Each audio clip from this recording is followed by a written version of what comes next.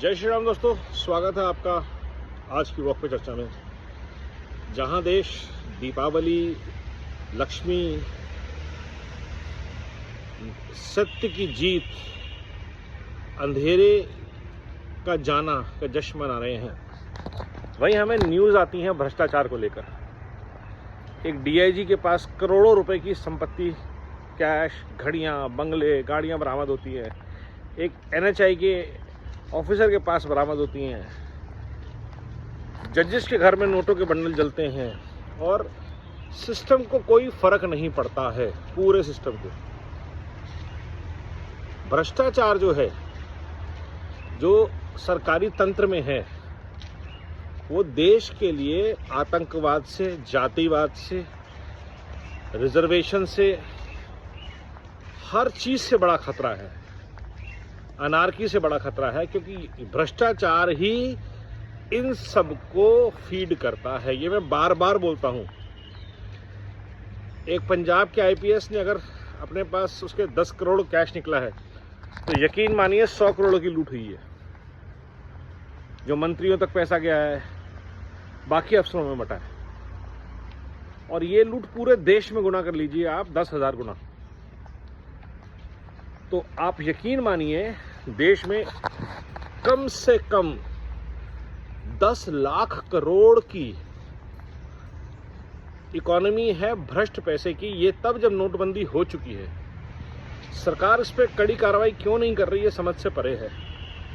IAS bureaucrat, सरकारी बाबू bureaucrat भ्रष्ट, जजेस भ्रष्ट, तो एक आम आदमी जाएगा कहाँ? आज अगर मान लीजिए किसी तरह से मेरे को ज़रूरत हो, मैं डीएम के दफ्तर में जाऊं, किसी सरकारी दफ्तर में शिकायत करने जाऊं, वहाँ भ्रष्ट अफसर, मैं शिकायत करने के लिए पुलिस में जाऊं, वहाँ भ्रष्ट अफसर, और उसके खिलाफ लड़ने के लिए कोर्ट में जाएं, वहाँ भ्रष्ट अफसर। अकेला व्यक्ति छोड़ दीजिए, संगठन के संगठन लड़ रहे हैं, लेकिन भ्रष्टाचार के आगे निकल नहीं पा रहे, न्याय नहीं मिल पा रहा। जब देश का पूरा न्याय तंत्र कॉम्प्रोमाइज्ड है, फिर देश में अराजकता फैलती है, और वो अराजकता को हवा देने वाले को पैसा चाहिए होता है। वो ये पैसा भ्रष्टाचार से आता है, चाहे वो भ्रष्ट नेता हों, उनके परिवार हों। 25 साल के अंदर एक मामूली स्कूल टीचर के बच्चे करोड़ों रुपए की संपत्ति अर्जित कर लेते हैं, क्योंकि उनके पिताजी एमपी बन जाते हैं, एमएलए बन जाते हैं, सीएम बन जाते हैं।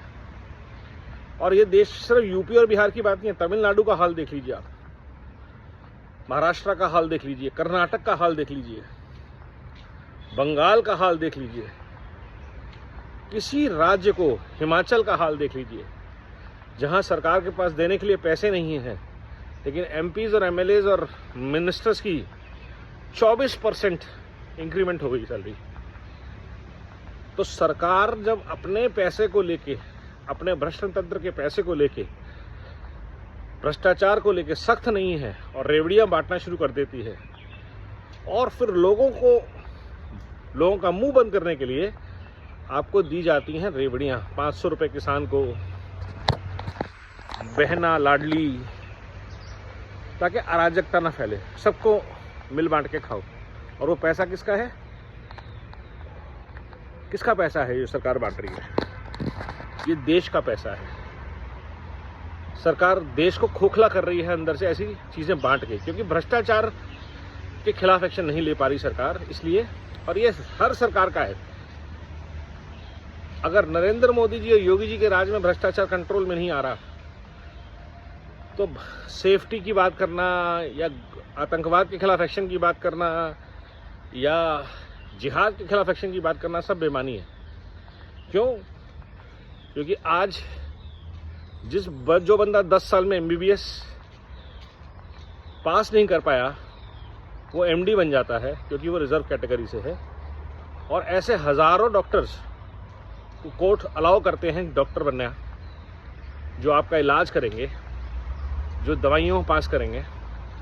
भ्रष्टाचार फैलेगा और वो पैसे कमाएंगे, क्योंकि उनको पता है कि उनको कोई रोक नहीं सकता। जो बोलेगा उसको SC ST एक्ट में ठोक देंगे। और कोर्ट तो हमारे फेवर में है ही है, क्योंकि कोर्ट भी भ्रष्ट है। हर तरह का भ्रष्टाचार, हर प्रॉब्लम्स की जड़ में आपको भ्रष्टाचार मिलेगा। बांग्लादेशी देश में आ रहे हैं, क्यों? क्योंकि बॉर्डर पे कोई बैठे हैं जो 5-5, 10-10 हज़ार रुपये लेके उनको भारत में आने देते हैं। देश में कोई बैठे हैं जो उनके आधार बनवाते हैं, पासपोर्ट बनवाते हैं, उनको कॉलोनीज देते हैं, बसने की जगह देते हैं, बिजली देते हैं, पानी देते हैं। क्यों? भ्रष्टाचार, वोट बैंक की राजनीति। हर समस्या की जड़ में आपको भ्रष्टाचार मिलेगा।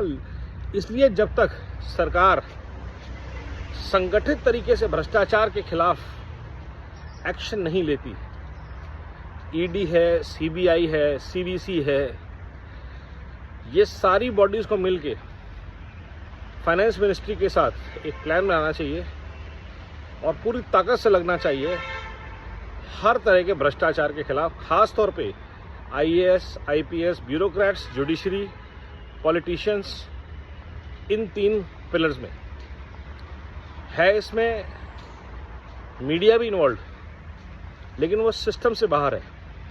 अगर सिस्टम अंदर से इनको ताकत नहीं दे, वीआईपी ट्रीटमेंट नहीं दे, तो ये लोग कुछ नहीं कर सकते। लेकिन प्रॉब्लम सिस्टम की है, क्योंकि सिस्टम करप्ट है, इसलिए हर जगह करप्शन है, हर आदमी करप्ट है। स्वच्छ भारत अभियान तब तक पूरा नहीं होगा जब तक घरों की सफाई, भ्रष्टाचार मुक्त घर, भ्रष्टाचार मुक्त दफ्तर, भ्रष्टाचार मुक्त सरकारी कार्यालय नहीं होते। और ये भ्रष्टाचार की मैल निकालने के लिए, सफाई के लिए बहुत ज़रूरी है भ्रष्टाचार के ऊपर बहुत ज़बरदस्त तरीके से क्रैकडाउन।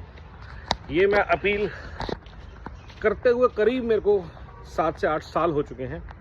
अश्विनी उपाध्याय जी हैं, वो भी बहुत अच्छे सुझाव देते हैं कि भैया 500 का नोट ही बंद कर दो। 100 से ऊपर सब कुछ यूपीआई से चल रहा है आजकल। 90% लोग अगर भारत के 10,000 रुपये से कम की ज़िंदगी पे जी रहे हैं, तो 10% है वो सोचिए कितना कमा रहे हैं कि उनको 500 के नोट की ज़रूरत पड़ती है। यूपीआई के ज़माने में, क्यूआर कोड से पेमेंट के ज़माने में कैश की ज़रूरत किसको है भ्रष्टाचारी के अलावा? 10,000 से ऊपर की खरीद होनी नहीं चाहिए कैश, और 50,000 से ऊपर की हर चीज़ पे आप पैन आधार लगा दीजिए। आपका पैन लगेगा, आधार लगेगा, ओटीपी से वेरीफाई कीजिए। अगर सरकार चाहे तो भ्रष्ट तंत्र पे 1 हफ्ते के अंदर कार्रवाई हो सकती है। यहीं से समस्या शुरू होती है कि कथनी और करनी में अंतर। जो ऑपरेशन सिंदूर हम पाकिस्तान के खिलाफ करते हैं, वैसे ऑपरेशन भ्रष्टाचार के खिलाफ होने बहुत ज़रूरी हैं। आज पूरी ताकत है, इच्छा शक्ति की ज़रूरत है, और लाल किले की प्राचीर से जो आवाज़ दी गई है उसको क्रियान्वित करने का अब अवसर है। और उम्मीद मोदी जी, योगी जी जैसे नेताओं से।